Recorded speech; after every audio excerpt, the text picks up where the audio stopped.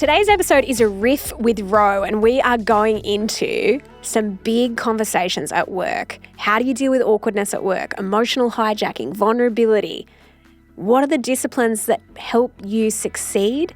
And what happens if you are on a team with a talented jerk? Big conversations. This is seriously one of my favourite episodes I've done in a long time. Buckle up. This is a podcast about making work work. You'll learn about leadership, career growth, and how to navigate those weird work challenges. I run a HR consulting business called Boldside, where I help leaders build epic team cultures. If you lead a team or run a business and you think I can help, let's connect on LinkedIn. My name is Shelley Johnson, and this is Work. Riff with Ro. That's what I reckon this pod should be called. Or riff with Shelley, but the alliteration isn't quite there. It's not quite there, is it? I feel like this needs to become its own podcast segment. So, you know what? Wait and see. We've got some big ideas. You've got quite a few bangers on your list, and I've only got two. I feel like that's because I thought of that's because I thought of it and wrote all these things down and didn't tell you. So well, I think you've come very well prepared. So, what is something on your mind right now when it comes to work and leadership? Yeah, I am thinking about what leaders are getting distracted by that is taking them away from the main game. So there's a lot going on at work. Work's complex, I think. I think leadership is complex. I think the expectations on leaders and managers is complex, And one of the things that a leader has to do in amongst all of that is put all of that complexity together and then go, okay, let's rise above what's going on and talk about what the most important things that we should be doing together are. So I think one of the things a leader's got to be really good at is you've got to be a dealer in context. When we can get the context right for our people at the right level and the messaging right, that makes a big difference.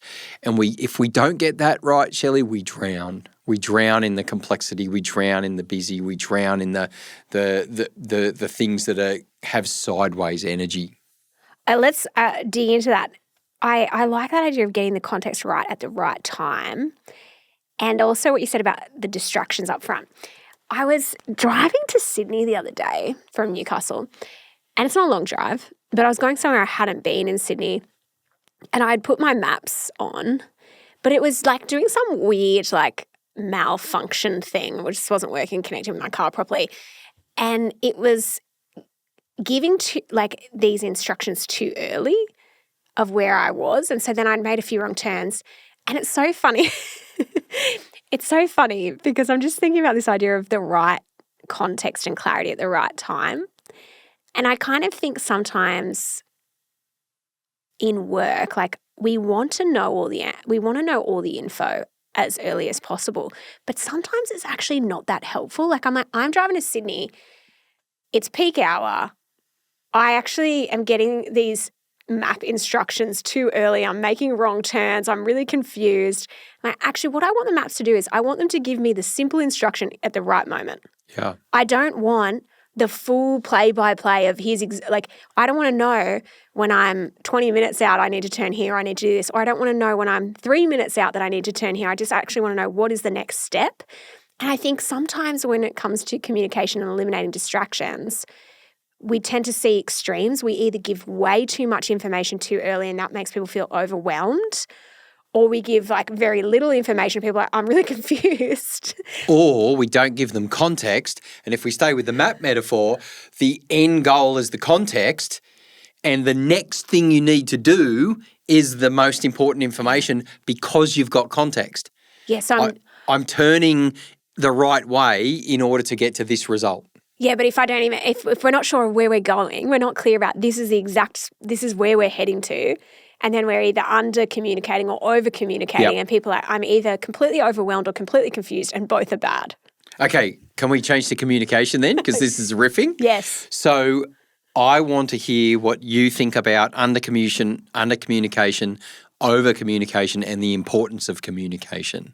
Because I've heard you talk about it, and it's one of the things that you're really passionate about. So, is there such a thing as over communication in leadership? I think there is a thing of maybe not over communication, but maybe over information sharing. Nice distinction. And so I do think info, and it's really weird, people think communication and information sharing are the same thing. They're not. So like communication to me, if I was to boil it down, I'd love to know your thoughts on this because this is how I see communication, is a conversation at its base level, like two-way conversation. Like what we're doing now, we are communicating. Information sharing, let's create a new Teams channel for information pushing out to the organisation. To me, that is not communication. That's information updates. It's one-sided. And that's where overwhelm, I reckon, comes in because people are like, it's so noisy. I'm getting so much stuff pushed at me. I don't know how to distinguish the most important thing. So that's what I would see is like when I think about over-communication, I think really constant, overwhelming info updates. Versus under communication is when things are really ambiguous. People are like unclear about, like you said, the North Star, the goal. We want to go from Newcastle to this exact location in Sydney, and then here's the steps to get there. I often liken it to teams that have great clarity are like they have like a scoreboard. And if you think about a basketball scoreboard where you know the points being scored for and against each team, you know how much time's left on the clock, you know what quarter you're in. So you have 4 key scores that you're looking at. And I think teams that are clear on where they're heading. Yeah, 4 key measurements. That's right. Yep. And so that to me is like, when teams are really clear on the goals, these are the 4 things we're going after as a team and everything else is a distraction. So I've often used this thing that I learned from a guy called Rick Warren. He calls it the 8 times rule, right? The 8 times rule is you need to tell somebody something 8 times for them to get it. Now, we can unpack that in a way that goes, you can't patronise people in that way. Or in other times you go, hey, yes, maybe we need to keep communicating the same thing. But really, focus is a very important part of teams. And getting our focus taken away from us is actually an act of communication or miscommunication. I often say to leaders, okay, let's play with the 8 times rule. How many times do you tell somebody something before you're frustrated? Right? And people go, I'm waiting to hear. There's always a pause. Generally, people are kind of kind and someone goes, 3 or 4. And then someone will go, once from the back of the room. And I go, part of our responsibility is to be creative in the way that we're saying the same thing differently, number one. Number 2, it made me think of a tool that we use at PT called SOCs, right? Communication channels. Because we often talk about this idea of SOCs is social, operational, conversational and speed. And it could be in teams, different chats in teams, but one just could be information dump, right? Deal with it asynchronously, look at it. And I mean, this isn't exactly what we started talking about, but this is a riff. And operational is work updates, timelines, deadlines, tasks. Conversational is the idea of chatter, and speed is I need to talk to you now. Text, phone call. Love that. And we're really disciplined around the use of those channels. The business runs on Slack, which has the same functionality as Teams, and it's really clean. We hardly ever email each other. And so, it's really quite fascinating. I didn't start the communication conversation to go there, but it made me think of it because that's the way we can keep the channels clean and our communication be clearer, be appropriate, and I think more impactful. So. Well, and I think the key thing in a world where people are so overwhelmed by all the noise, it's how do you make sure as an organisation, as a leader, you're getting that cut through with your, and so I guess even the way of going speed, knowing that text is for that because that's going to get the quickest outcome. So usually that'll be something urgent versus the info sharing that happens in that operational channel or whatever. Yep. It's funny how much some of these little things, going back to the key point up front that you mentioned of eliminating, how do we eliminate distraction and get people to focus in? To me, one of the key parts of it is, well, how do we actually make sure people are communicating, are heard, we're listening, and we're clear on the goals? Yeah, absolutely. I actually think there is a potential to, I like what you said, the distinction between communication and information, because as a leader, part of our job every single time is to keep pointing people to where we're going, why we're going there, and what's at stake. And I think that's a really, really powerful privilege of leading and being a leader. So. I think just thinking about distractions, are there other things you're seeing that are distracting people right now from work or stopping them from working in their best or performing at their best? Like, are there things that you're observing or trends you're seeing? I think there's no shortage of distractions anywhere, and we can argue, like particularly as someone who's easily distracted.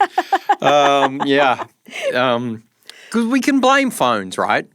And the dopamine and everything that goes with it. But, go back the decade before and it's consoles, and the decade before and it's game and, watches or whatever it is. And before it was Ataris. And next thing you know, you're in the 70s or the early 80s with Commodore 64s. There's always something that's taking our attention away or competing for our attention. So, I think on one level, it's just got closer because technology is held in our hands. On another, I'm a big pre-mortem guy. I go, how do you maintain focus? I think we've got to frame in the important and frame out the unimportant.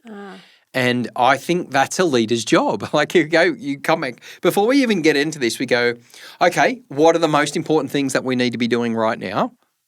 This, and this. Okay, what would take us away from that, and that? So what are we going to do when we're tempted by this? Right. My dad, who's a long-time CEO and senior manager, uses the phrase, "We're just going to park that right now. We're just going to park that right now." He was telling me about a time he was facilitating a day. Somebody goes, "I think my parking lot's full." Right? Somebody said that, and the first thing I said to Dad is, so they didn't realise that they kept bringing up things that were distracting. And Dad said, "No. He just kept facilitating it and moving it to one side. And they used to joke, oh, my parking lot's full. But what they really needed was feedback to say, you are bringing things up that are moving us away from core focus and core energy.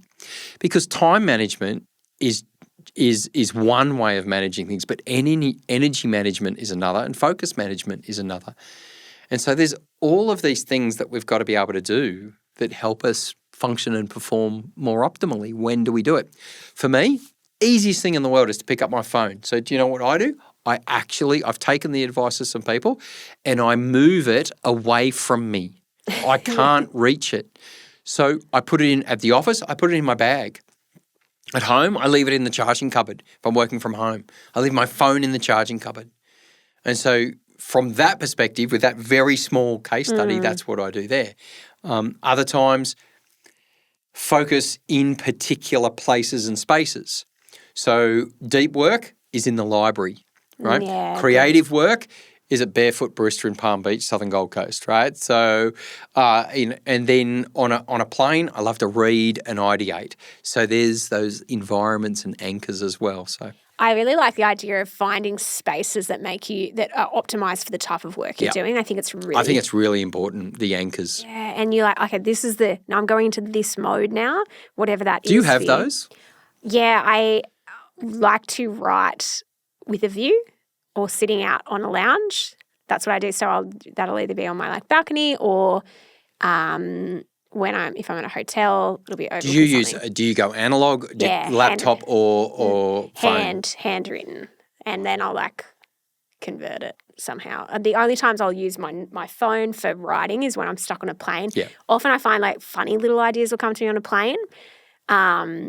But yeah, certainly the environment I read matters. your post about a whole list of funny ideas that you think about on a plane. Oh yeah, intrusive thoughts. Yes. I have intrusive thoughts. I'm like, seriously, those all come on a plane. I'm like, I often think, if you're on the exit row and you haven't had the intrusive thought of, if I open this, what will happen? Is that something, surely every person thinks of that. Just on the plane point, the other thing that really annoys me on a plane is when people stand up early at the end. I just want to be sit down. Sit your butt down. When no one's getting off, they literally just landed, just sit down. Anyway, that's an aside. That really irritates me. Can Can I? Thanks for that. Well, we did talk. We talk Community about service rants. announcement, everyone. Yeah, everyone, just know if you see me on a plane, do not stand early. Do not. I've pitched it to Jetstar. They should have an early standing fine. Okay, so just on this time management. Let's talk about that for a sec. Is time management a fallacy? Because I'm like, time is outside. I don't control time. Is it a fallacy? When people are like, oh, I just need to get better at time management, do you? Or is the problem something else? Is the problem, as you say, energy management? Is the problem I don't know. I'm just spitballing. Time is far less impactful to me than energy management, focus management, and frankly, deliverables. Right, because the work expands to take up the available space. Ah, yes, Parkinson's law. So if I bring it back down, or I set myself some targets or some goals, then it's far more about that. But also, I'm better in the morning, like early in the morning. Sometimes awake, well before 5. Exercise, kids to school, all those types of things. And then the first, I pretty much don't have meetings before 10:30 in the morning on the days that I'm not delivering, because those days are the days that I'm either ideating, I'm designing, creating programs and putting things together for teams and leaders, because there's always something to do. And then there's a finite amount of focus that you can give it, to make a change. And those types of things I think are really important. Like reset techniques are really important. So, for example, today, nobody knows, but we actually went outside and stood in the sun. Yes. And that actually resets you. And so those types of things are really important as well. But I'm a lot less of a believer in time management these days than I am in energy management and focus management and deliverables. What's got to get done by when? Because that creates its own urgency. Yeah, and it's funny knowing yourself and knowing what motivates you to get something done, right? Like, because some people work towards a deadline really well, and they can in the last 2 hours before something's due, they can do amazing quality at a really fast pace. But just knowing yourself and knowing actually what works and helps you to hyper focus. And it's going to be different for each person. That's why I get really bothered by morning routines, Ro, and I know you've probably got one. I don't have one because I feel like no 2 days look the same for me, but also I think when you're in the little kids stage and your kids are, there was that book, oh gosh, it really did bother me, the 5 a.m. Club. And it's like, join the 5 a.m. Club and you'll be a legend and you'll be super successful. I'm like, I am part of the 5 a.m. Club. It's the worst club I've ever been to. And it's my kid coming in being like, standing next to your face with this deadpan look and still dark, being like, I'm hungry. I'm like, I hate this club. It's the Michael McIntyre sketch on being a parent. Oh, right? Really? They come to you in the middle of the night with their shoes on and they're zipped on up. You've got to watch it to know it. But yeah, it's right. I agree with you in the sense that it's not, I don't think there's a hard and fast rule. I think it's what works for you right now. And life runs far too much by calendars and not enough by seasons. So, for example, your kids are 4 and 8. 4 and 8, right. That is a very different world. My kids are 13 and nearly 16. And I was catching up with a mate recently. He's got 3 young adults and he's just shaking his head. He's like, it's a different world, Rohan. And I go, I'm sure it is. But he also went overseas with just his wife for 12 days. Lovely, right? perfect. Must be nice. 5 a.m. club, good on you. Enjoy. Yes, that's right. And so I think it's about what works. So when I travel, my schedule's pretty disrupted. I find the whole morning routine much harder. But when I'm home, I'm as disciplined as I can possibly be, right? And it's that, again, back to anchors. And so I find that really helpful. So obviously you don't want to be travelling all the time because then you don't have a routine. But home and then various other responsibilities. But that it boils down to, right? People go, how's life? I go, pretty beige, it's like I love it, but I'm a dad. I go take the kids to sport. I pick them up, from school. I go to work, which I love, and I get to the weekend and I'm part of a surf club and that's it. It's funny, just even as you're talking about this idea of people finding their own, what helps them to be their best self, and like your version will look different to the person next to you. And when people try and give you prescriptive, you must do this and you must meditate for 45 minutes in the morning while your 4-year-old's screaming at you for more Wheat Bix or something, it's just not going to happen. But just in that word you picked up there of discipline, I've been thinking a lot about this idea around, and it's just been on my mind so much, Ro, how what I hear from people is lots of employees, lots of managers want to grow. They've got this desire to grow, which is amazing. But I think there's a huge difference between people who have a desire to grow and people who have the disciplines that help them grow. And I'm just picking up on that, okay, that concept of what does it mean to be disciplined about the way you work, the way you grow, the way you treat your career, whatever that looks like. And the desire is a starting point. My desire is to get to here, but unless you have those disciplines in place, you will not get there. Like, I don't know anyone who's just had desire alone and that's got them somewhere. Yeah. Well, is it James Clear talks about you don't rise to the level of your motivation, you fall to the level of your system. And I think system is another way of thinking about discipline. And I talk about this with Darren Hill a lot, and he's got this beautiful phrase around we're remembered by how we show up in the big moments, but do we apply the same rigor and the same commitment to the everyday, not the every now and then? And that's me paraphrasing his thought, but it's this idea of, and every day am I remembering someone that's done something well and saying thank you. Every day am I remembering a name, the name of the person at the place that I'm presenting at today. Who's doing the audio visual or the catering, those types, who's the venue manager, and treating them like a human who wants to do a good job. Do I have fundamentals that I will do day in and day out? My kids, oh, Dad, you have to look at the ground. You can't talk to anybody because we'll be here forever. Because, you know everyone, and everywhere we go, people know you. And I go, well, and so, oh, sorry we're so late. Dad got talking to people again. And I'm like, yep, because that's why I went there. Them rolling their eyes, just being like, oh, here we go again. So with all that, right, almost as a preamble to say, I think that discipline is underrated because it's uncomfortable. Even the word discipline, like I think about, it harks me back to the managing performance and discipline policy. It's like not discipline as far as language goes has so many connotations for us. Yeah. And it's not something you get up in the morning and you're like, oh, yay, I love to do my exercise routine, or I love to do something that's really annoying and painful. Yeah. But I'm just thinking about your point there about we focus a lot on the big moments every now and then, but not so much on the little moments every day. But the little moments every day are the things that actually give you permission to be in those big moments. And that's where... And the ability. Yes. Yeah. Yeah, exactly. Lincoln, I will study, I will prepare, and my opportunity will come. So you might even be doing something now that you are not sure of the payoff. You're not sure of the moment, but you're doing it now because you're learning and you're growing as a result.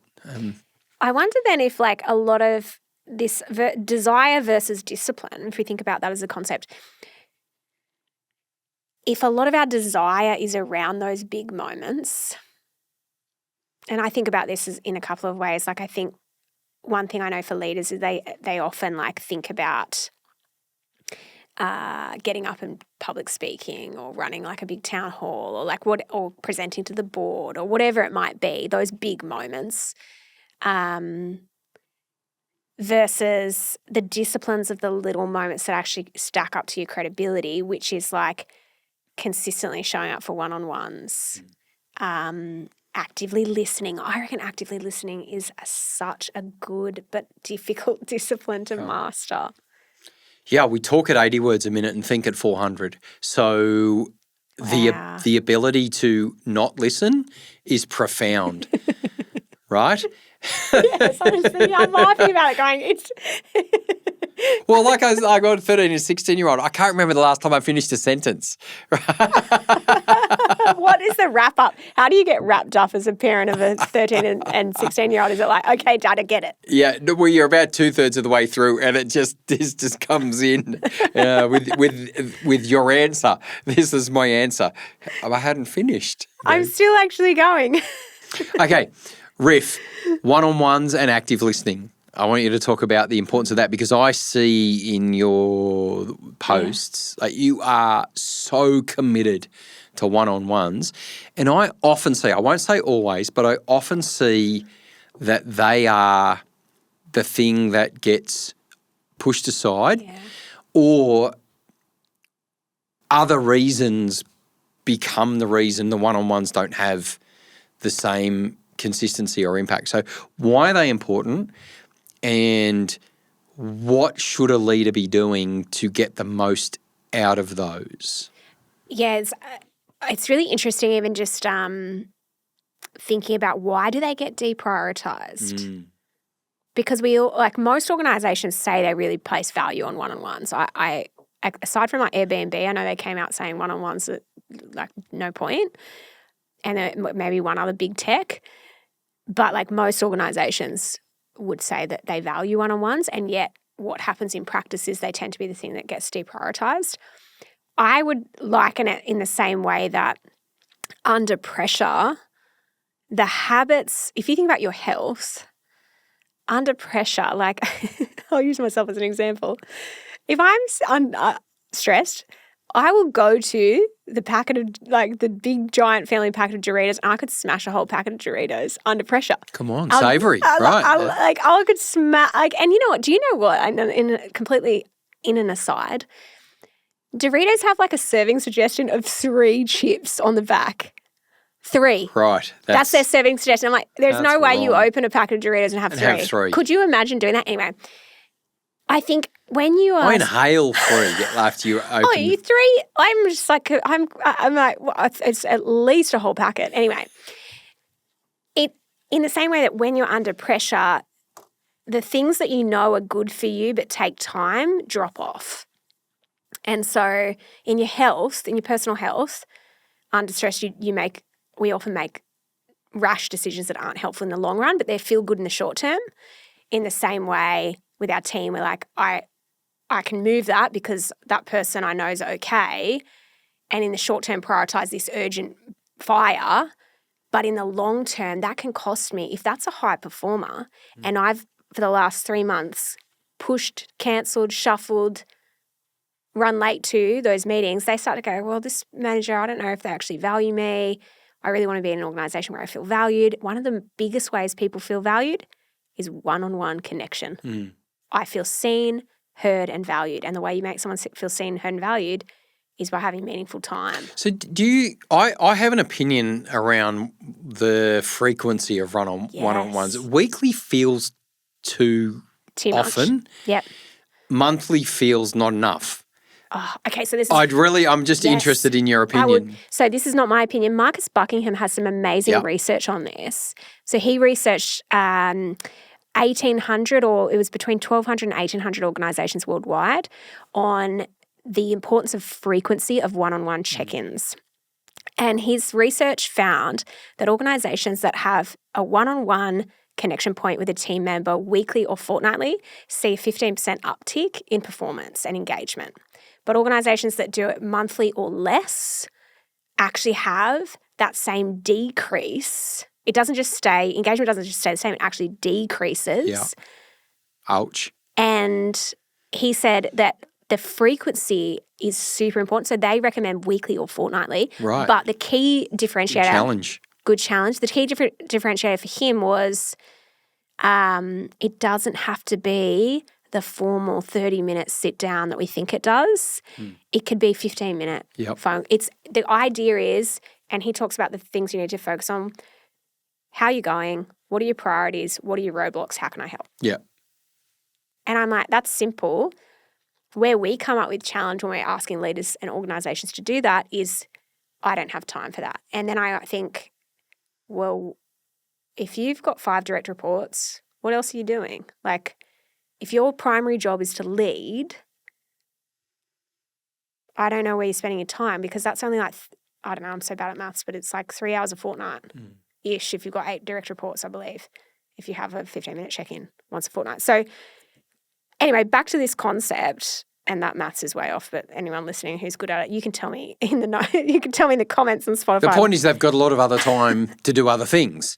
Yeah. Right? And so why is it that a one-on-one keeps getting pushed out of the diary? I think that's And so what it doesn't asking. have to be formal. I think this is where we get, does it have to be this like in the calendar thing, but it's more the intentionality. And you talk a lot about the intention, being intentional in having a connection point with a team member once a fortnight, whatever that looks like. So segue from that one, or riff along from that one, I had a conversation with an executive and I said to them, one of your key developmental metrics over the next 6 months is to increase your energetic question asking ratio. Oh, I love that. Increase your energetic question asking ratio, because I'm of the belief that formality and informality is a lot less important around check-ins, but intentionality and the energy that comes with it. Right? What are you working on? What are your priorities? What are your roadblocks? How can I help? I think it's a really important conversation to have.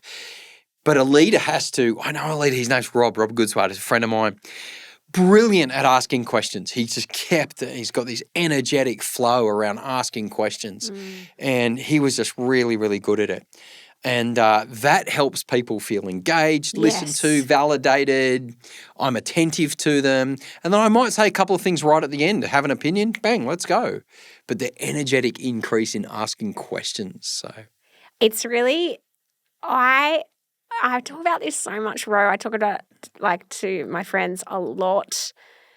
People who are good at asking questions, I'm obsessed with those people. I don't, what do you think it is that makes us love good question askers? Askers, is that a word? I don't know. It'll do. Askers. I'm an asker. Okay. Do you want to grow in your career? Are you after a fresh start or some inspiration? Or perhaps you're in a career crisis? The book Sort Your Career Out and Make More Money by Shelley Johnson and Glenn James is such a great resource at any stage in your career. It will give you practical strategies for things like getting a promotion, making more money, moving into a leadership role, taking career risks, or if it's time to quit your job, and so much more. You can find Sort Your Career Out and Make More Money wherever good books are sold or via the link in the podcast show notes. It's also available as an audiobook. I think at a deeper level, it's where the attention is. And a question asker is attention out, not attention in. I'm focused on you, not me. That real buzzer is gone. I wanted to press it to be like, that is a good, attention out. Yeah, it's a mentor of mine, Matt Church. Are we attention out or attention in? Attention in is focused on me, attention out is focused on others, but people feel that.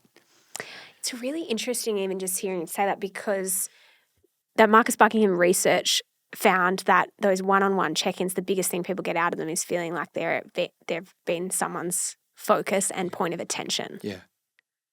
And that is go back to discipline.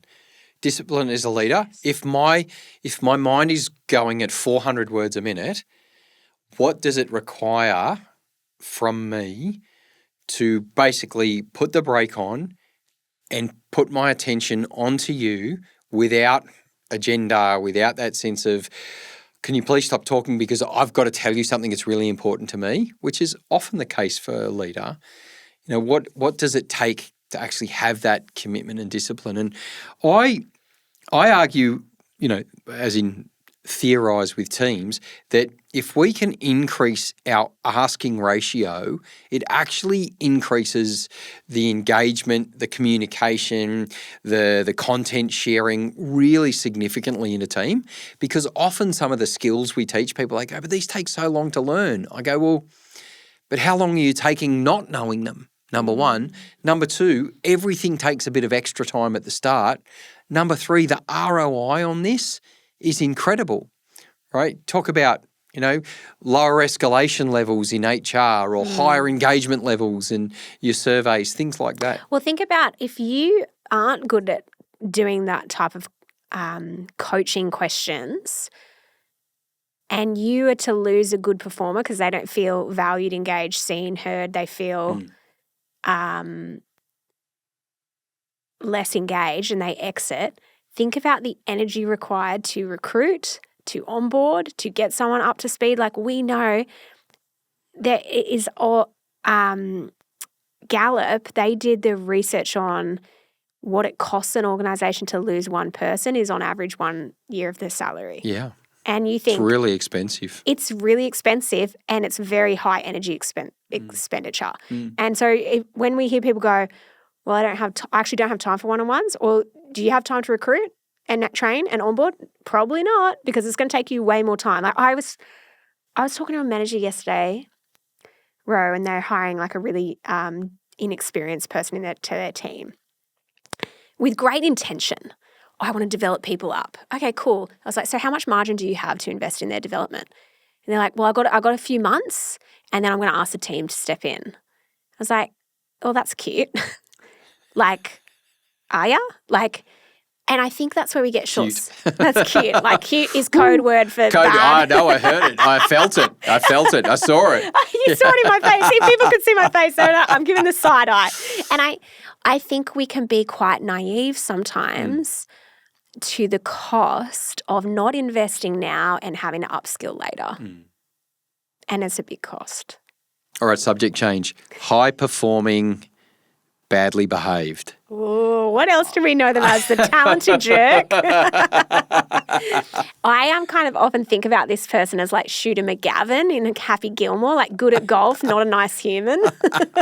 And all the Gen Zs, you may not know that reference, but everyone else hopefully does. Well, it's current, Like Yeah, I got a 13-year-old watching Happy Gilmore 2. I haven't actually watched it. Was it good? I haven't watched it yet because we've got to watch one together to get ourselves ready. Nice. But, yeah, so the talented jerk. I mean, I think this comes back to a lie.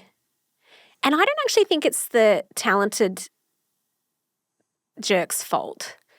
I think what happens is a lie we tell ourselves in organisations is they're a high performer, they're just badly behaved. It's like, well, you're not a high performer.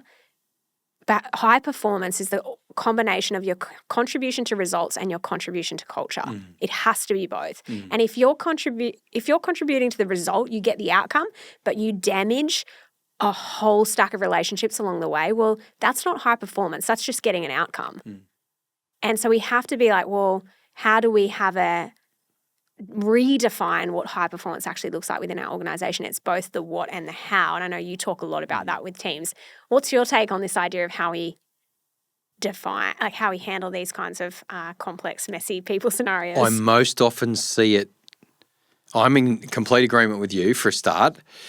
I most often see it in the areas where the person is responsible for revenue raising. Yes. I was thinking sales. Right. Yes. And so we go there and it requires a framework like what you've just described, right? Contribution to performance, contribution to culture. And then you've got to take that person on the journey. But more often than not, sadly, I do see people defaulting to the revenue as opposed to the behaviour. And everybody else in the team sees that too. That's the other tricky thing. If I was a leader of a talented jerk, it will damage my credibility if I don't address the behavioural issues, because people see me letting them get away with things that other people can't. And it's really interesting, isn't it? Because there's so much unseen fallout. It's like such a short-term mindset to be like, well, and it is, I think it's bang on. It's a lot of the time it happens in sales-based environments where it's very obvious the result they're going after. And because that result is so important to the business success, we're more likely to tolerate it. But there's so much fallout from that. And I know Atlassian had that research about the one bad apple. And we all know that concept of the one bad apple spoils the batch, but they did a whole stack of research on this exact thing of the high performer who doesn't maybe not values aligned. And I just think anytime we use the phrase, they're a high performer, but we both like, but what? Like, So what does a leader do? How does a leader, and in a way, where my head goes is like a 2x2, right? Yes. Contribution to performance, contribution to culture. Yeah. And we actually want them up and to the right, and they're probably in one of these two, 100%. right? So we could almost write and go, I mean, how would you have a conversation with a talented jerk? How would you do it? So that's exactly, that's what we do in our workshops. We have that exact 2x2, contribution to results, contribution to culture. You actually have that, and I don't even know it. Yeah. Okay, great. And the thing is, in the bottom quadrant, the one who's not contributing to culture and not contributing to results, that's an energy vampire. Like they're sucking the life out of your team. So you've got to do something about that. And actually defining, well, what would that look like? You talk about what does it look like in practice. So I would think getting clear on what would we see when someone's not contributing to our results and our culture, what kinds of behaviours, what kinds of outcomes would we not be seeing? Then the person who is in high contribution to culture, low result, Patrick Lencioni would call them the lovable slacker. So like we love them. They're awesome. We would at Voltside call that person the personality hire. Like good vibes. But we're like, but what do they do? Like, are they actually getting the job done? And then down the bottom where the person's great with results but not great on culture is a talented jerk. And up the top is the high performer. And so getting clear for your business, what does cultural contribution look like? What does that mean? Which is what makes behaviours really important, which is what makes accountability really important, which is what makes having difficult conversations really important. They're all connected. 100%. And people get this wrong because they think cultural contribution means nice.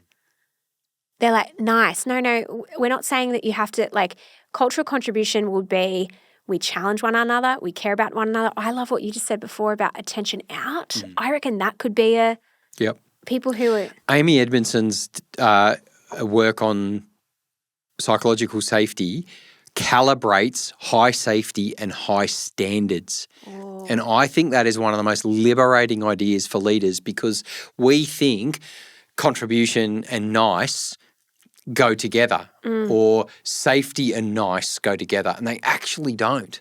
In fact, I recently did a video that got a little bit of pushback because I said I think one of the jobs of a leader is to make things harder for your people. And a couple of the comments were, "Oh, you mean like every 2 weeks when I'm in a meeting with them, they just overload me with more work?"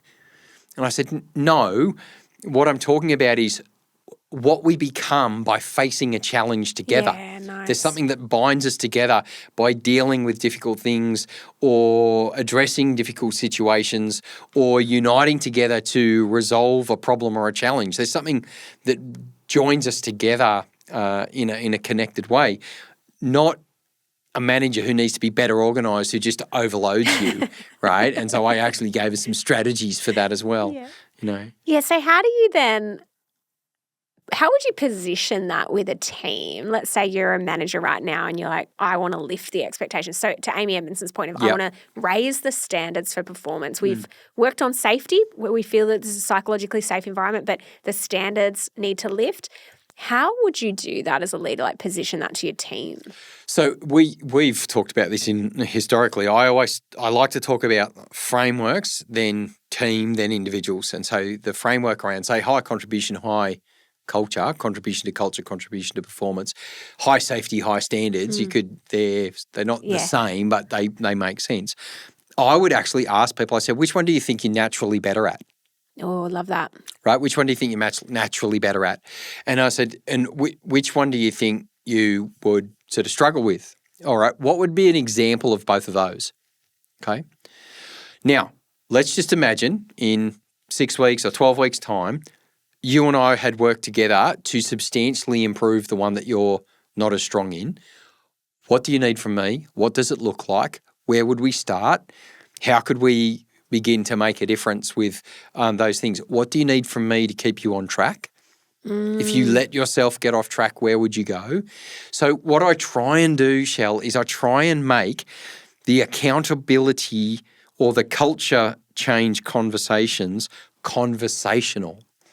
It's, where do you think you're at? Like, locate yourself in the 2x2. Do you need an increase in a sense of feeling safe, or do you need an increase in standards? So what would a stretch like? Like, what would a challenge look like?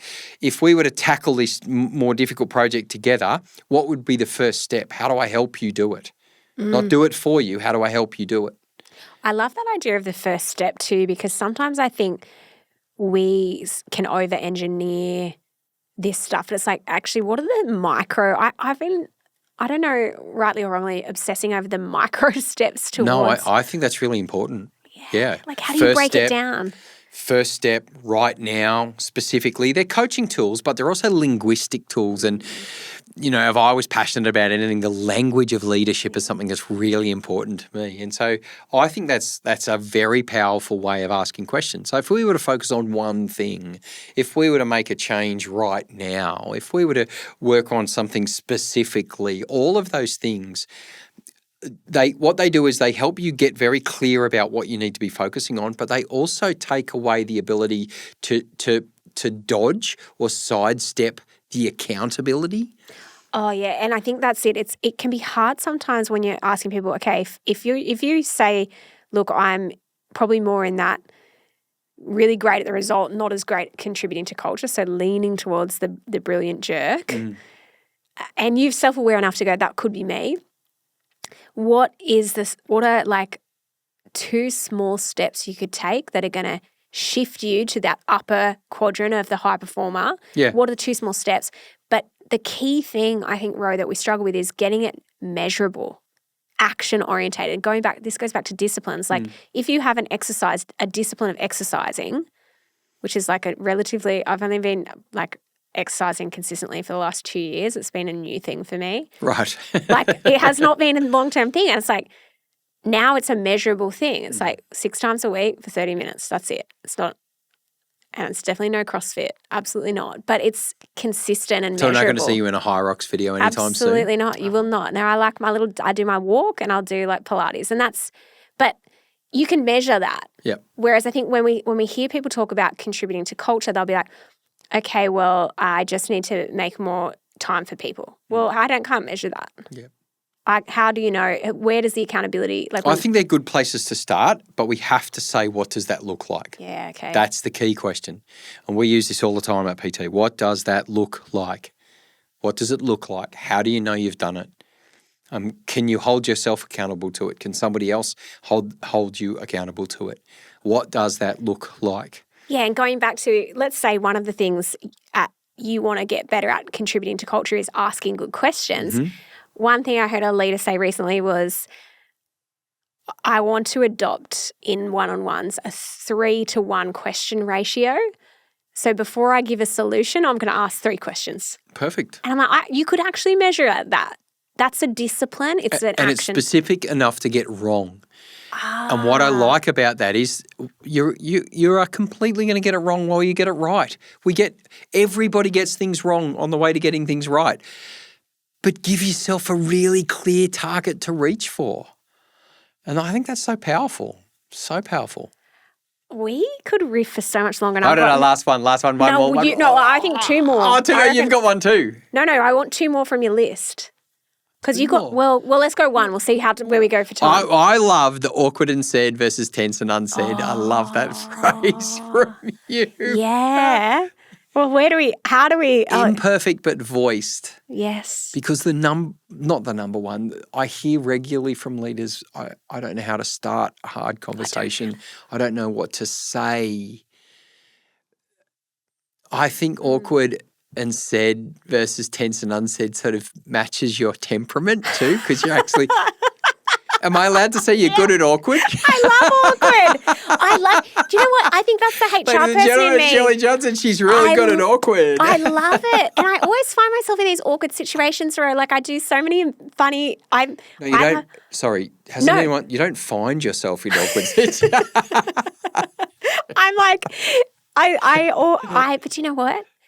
Isn't there something magic? This is like the beauty of humanity. The awkwardness that I'm like, I love to sit in those moments. Like I had this, and you would have this all the time with the exec teams. The awkward silence is the precursor to the unlock moment with the team. And sometimes it's like we just want to feel that awkward silence. And I love to sit in it and I'm like, this is my love language. Yeah. Like, but teams who aren't prepared to sit in the discomfort and the awkwardness, they will not get a breakthrough. Yeah. But I I love that you brought that up. I had someone say to me, they were like, you are quirky and awkward. And I'm like, I love it. I actually don't think you're awkward at all. I don't think that's the right word, right? I think. But I'm into it. I think we have made having hard conversations, we've made the exactness of it hard enough for us to not do it. Right? And I know I've been doing some research on this all year. 53% of leaders handle difficult conversations by not having them. I know, I'm right? like, how does that get classed as handle? But this article said it costs for every conversation not had $7,500 and 7 days productivity. Well, that productivity cost makes so much sense because when you avoid a conversation, you are ruminating. Yep. The story in my head. The story in my head. Yeah. And we make it up. And what we know is that if you let a story stay in your head long enough that is untested and challenged, it becomes a belief, and the belief can be wrong because you've let the story become more concrete. And that's a real risk, okay? So one of the things is to have a way as a team to honestly bring up topics even if they're not perfectly voiced or perfectly said. And what we need to do is we need to champion bringing up the topic, not bringing up the topic eloquently. It reminds me our mutual friend Shane Hatton. He says this beautiful phrase which I've used many times. Is it okay if I share this with you in a clumsy way? Oh, I didn't know. I mean, we both know Shane well. That's beautiful. Isn't that beautiful? And now I would hear leaders saying that phrase because of his beautiful words. And I just think the permission to be clumsy when we think we have to be scripted. And depending on where you're at with full attribution to Shane, clumsy could be imperfect. Clumsy could be not quite right. Clumsy, we can find our voice around that phrase. That's magic. Well, we know he is magic. Yeah. He is a magician. Shane the mentalist. I've got one more. Yeah. Go. Where are you going to go? I don't know. I feel like we need a little drum roll. So, Shelley, what is vulnerability? What is vulnerability? Really? Oh, I feel like do you have... I'll give you I wrote the question, so I that gets me off the hook. That gives me more time to think about it. But emotional exposure. And what does that mean? Emotional risk. Yeah. That's what a vulnerability. I see vulnerability as emotional risk taking. Right. And I know, Brené Brown, who I guess would be the thought leader on vulnerability, would have a really clear definition that's much more eloquent. I don't know what that is, but I agree with you that she would. Yep. I know she does talk about the exposure you feel when you're vulnerable, but I think emotional risk-taking is a good way to put it. And I think things that make you feel vulnerable, if you think about what makes you feel vulnerable, there will be that level of, I feel exposed. Yeah. What do you think it is? Well, I think that on a continuum, I'm probably at the less exposed end of town. Sounds like a bad sign. And at the same time, So do you think you're not very vulnerable? At the same time, my archetype is a storyteller, but that can frustrate people sometimes. But yeah, I don't think I'd be naturally whatever vulnerability is, because I think unless we know what it means in this team at this time, I don't know if we know whether we're doing it or not. And it's a really good call out. What does vulnerability mean and identifying? Because one thing I've seen people get confused on, Ro, is the difference between vulnerability and oversharing. Overshared. It was exactly the word I was thinking of at that point. Vulnerability and oversharing, where you're sitting there in this discomfort going TMI. Yeah. Right. And you're going, and then at the same time, you're going, I don't even know you and I've worked with you for 3 years. There was another term I heard a psychologist that I worked with use. He's amazing. And he would say, like the continuum of like vulnerability, oversharing, and then emotional hijacking. And I liked that concept of emotional hijacking of when it goes past oversharing. So this is where vulnerability in overdrive, it's just an interesting concept. But I think, to me, sometimes I think with vulnerability, my reflection to myself, because I am a verbal processor, so I can overshare. Gotcha. Yep. And there's always that Same. risk. Yeah. So in our last episode, or one coming up where we talk about you interviewed me, I was wondering as I was answering some of those questions, because it was really raw, I'm like, am I oversharing? And I think one of the little self-reflection things I've done to work out, am I oversharing or is this vulnerable? The question is, will this help someone? Yeah. Will this help someone? And I think probably there was lots of rawness in what I shared. I got a little bit emotional. But I do have a sense of that will help someone. So I'm okay with that. Yeah. So I go right message, right person, right time. I think about right communication, to the right person at the right time. The other thing I think about, because I spent a lot of years on the wrong side of this, is I like to lead with I don't know, or I'm not sure yet, or we could figure that out together.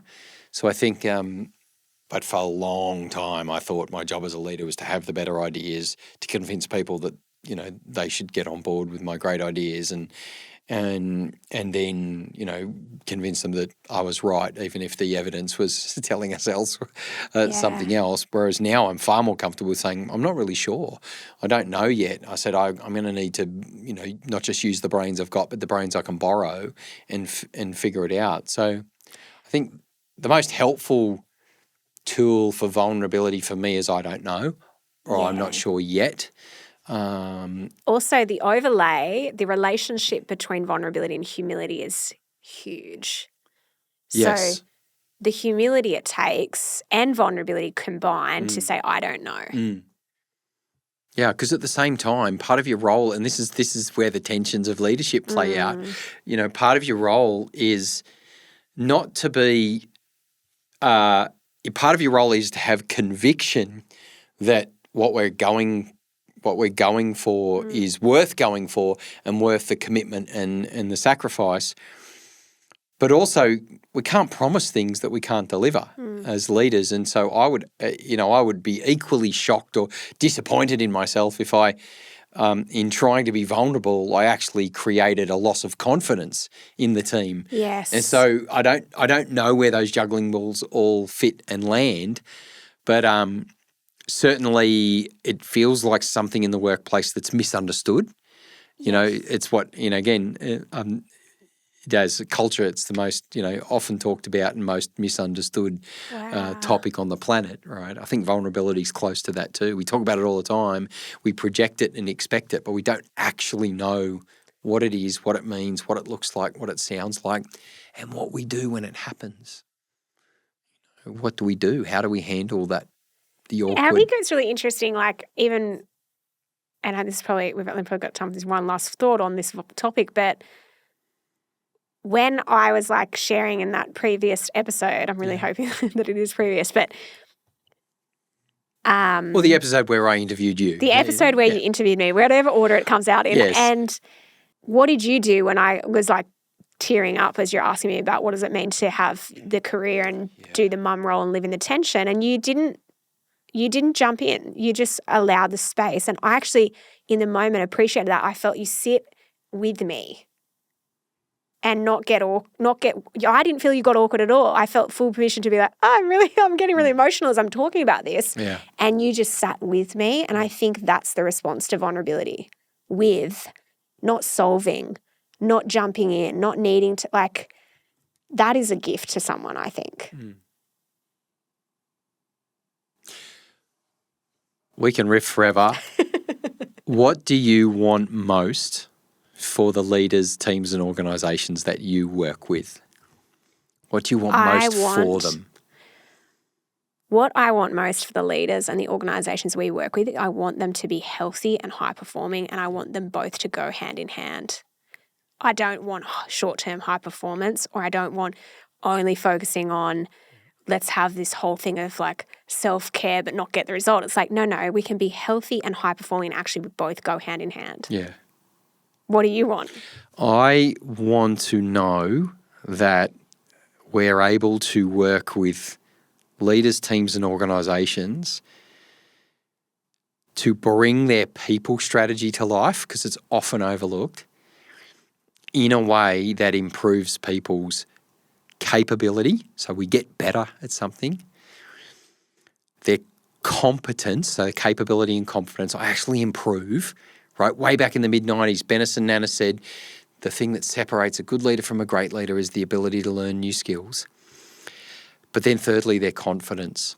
I want people to say, I can do this now, right? Like I shared with the client, said, I know that I can do the hard things. They're not as hard anymore. A year ago, they were impossible. So I get really buzzed by that when I see, people living at a new level, making a difference to the difference makers. They grab a hold of a principle, a philosophy, a mindset, a skill set, and it makes their leadership life better. I'm like, home run. I love that. It keeps me awake at night with joy. So I love it. It's so good. And I love hearing, we seriously could have kept going for so long on this. I feel really energized by this conversation, Ro. Here's what I want you to do. If you've listened to this, I want you to do two things for me. I want you to share this with someone who needs to hear it. Share it with a manager, share it with a teammate. And I would love if you can give us a 5-star rating on Spotify or Apple. That helps us get the pod out there. Rohan, Dredge, thank you for hanging out. It's so good. Do it again. Hey, I want you to connect with Ro on LinkedIn. We'll put his LinkedIn in the show notes. Talk soon. If you have enjoyed the show today, forward it to a friend, colleague, or family member who you may think it would benefit. Shelley's business Boldside provides leadership training for a variety of different businesses. To learn more, visit boldside.com.au. If you would like to book Shelley to speak at one of your events, please reach out to the team via moneypodcast.com.au.